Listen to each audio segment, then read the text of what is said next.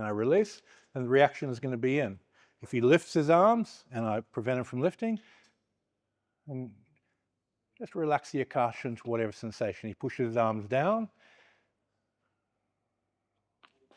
and whatever tensions, let's say he throws a punch and receive on the front, feel the line of power,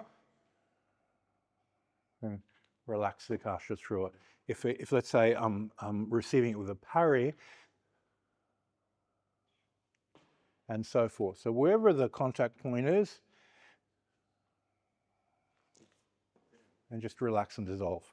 And that akashic quality, it's like a solvent for the matrices. So put it into the tension, feel the tension, just increase akasha within it, and the matrices just start dissolving by themselves.